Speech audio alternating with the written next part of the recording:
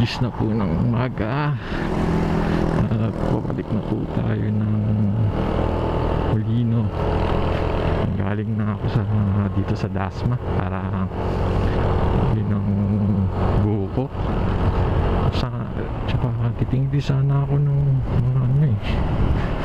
mga accessories para sa motor and anti-fog film ba yun? Gahanap din ako. So well, yun nga kasi tayo alas 10, marami tayong asikasuhin kasi ngayon, kaya nabuti natin na lang pas na lang muna, ibang araw na lang tayo magtingin. Sasadyain ko pa kasi yung SM Molino para asikasuhin yung account namin sa Smart. Ito biglang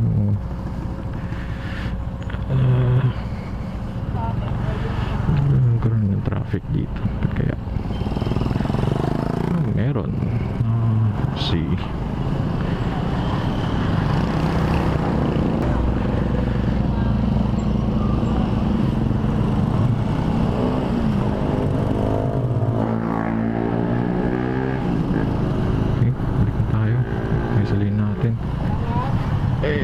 nangyari dun. Siguro may papalabas dun sa manto, kaya dami siguro lumabas sa swanto, kaya nag-pile up yung sasakyan dito. Okay tayo, abot ito na lang, pas muna tayo ng stoplight. Okay, so ito, pag didiretso ka dito sa kanan, ang tuntong mo dyan ay paliparan yan. Ito naman tayo, kaliwa tayo pa Molino. Kahapon kumain kami ni Mrs. dito sa may sangyup dito sa may tapat ng madadaan natin, may tapat ng district.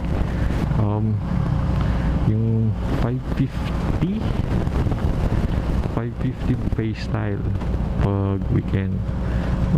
Okay naman, marami rin naman, hindi rin naman natin nasayang, nasulit din naman natin yung buffet niya. And pero kung babalikan namin,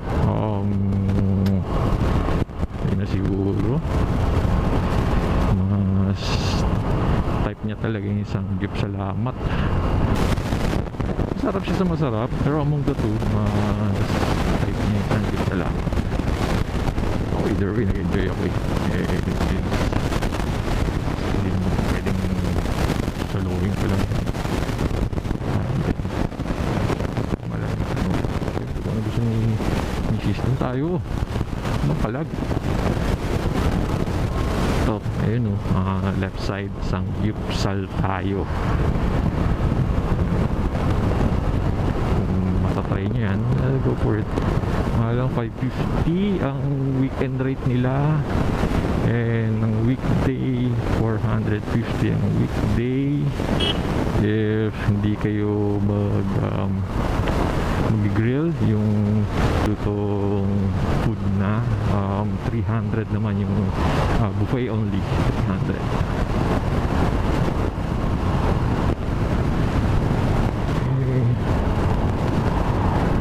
Init. Tisin natin yan. Gusto natin magmotor diba? Tiis. So ito yung binibilang ko ng mga prutas dito. Ayan. Okay, dyan ako nakabili ng almost perfect na avocado kasi talagang yung pagkakahinog niya itong iba nahuhulog na yung buto sa balat.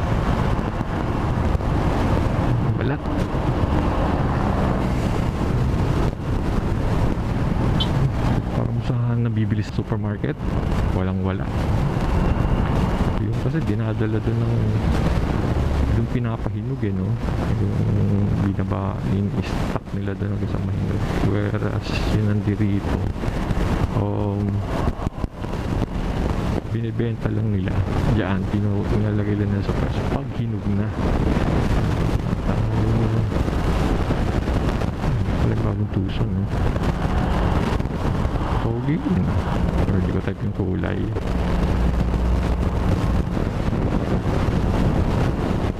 Bagong po yung shakies. Napansin ko lang sa mga shakies na yan, yung mag-open yan dito sa amin, laging blockbuster yan.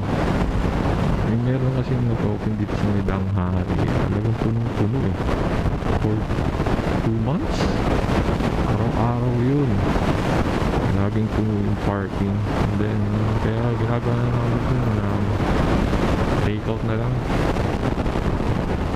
kasi waiting lagi. Yung oras na punta namin laging waiting take out na lang. And then after 2 months wala na yung hype, wala na siya kasi kahit anong oras ka magpunta may maupuan ka doon. Dito tayo mga isang kilometer na siguro or less ang SM Molino from here. Ito, yan.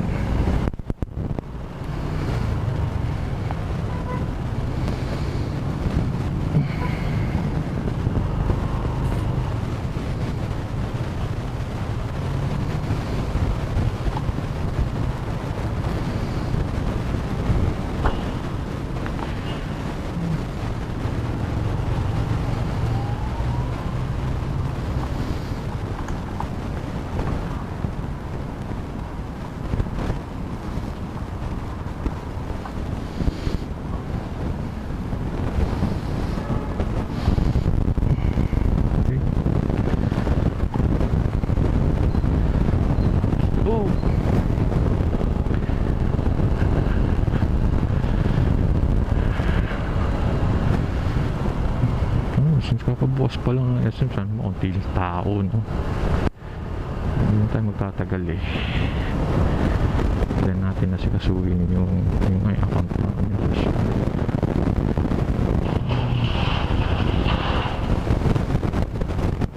Saan itong masalubungan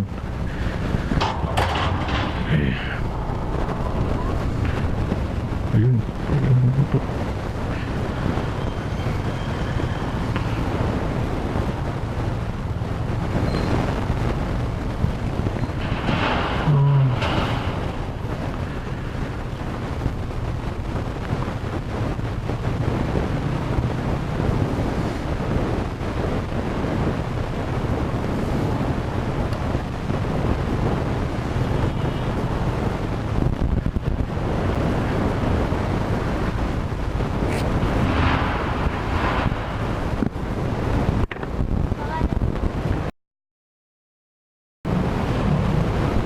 Kailangan nyo po yung plaka? Yung plaka kailangan pa po? Plaka? Hindi na?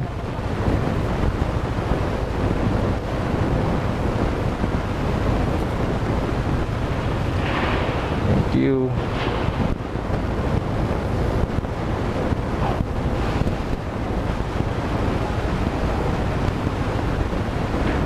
Yun.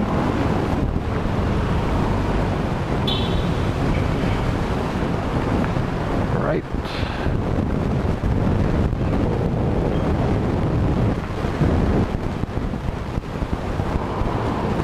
Paano parking nila? O ganun. Okay.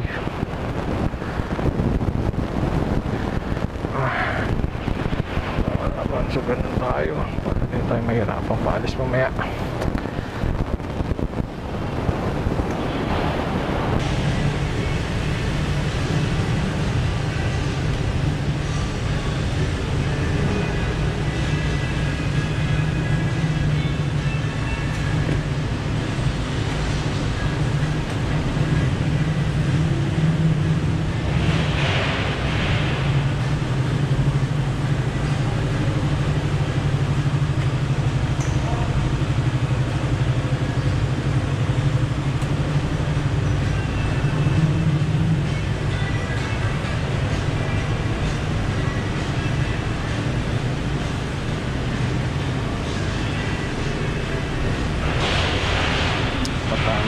07 naman.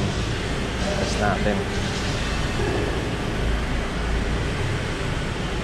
Okay. Test natin yung quality, audio and video wise na 07. Pasensya na kung alog.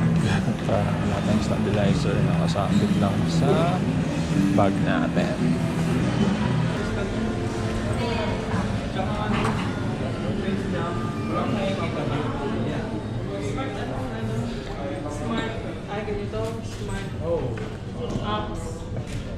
Customer service po. May apps ka para nakikita mo yung pero kailangan mayroon sa kita. Ayun nga lang. Salamat.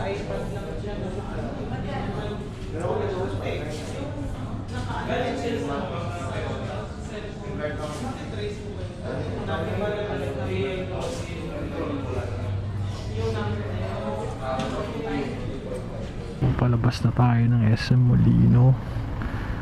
And pauwi na. Punta ako na sa Smart. Yun nga, tinanong ko kasi yung tungkol sa account namin regarding sa retention. Tapos na naman, nakatapos na naman ng 2 hours na bayarin doon. 2 hours, 2 years 2 years na bayarin doon. Kaso wala na raw sila ng plan gamit namin para kay Mrs. 2499 kasi yung plan niya ngayon. Option daw namin gawing 2999. Galing, di ba? Taasan na naman. Either that or antayin namin mag-December, and we have the option to downgrade yung plan, current plan, from 2499 to 1999. Siyempre, downgrade, ibig sabihin bawas na naman ng mga data allocation, text and call, minutes, bawas na naman. So, hindi po. Salamat. Maraming salamat po uli sa mga susunod na video at pagsama sa ating mga rides. Keep safe and enjoy life. God bless everyone. Bye bye.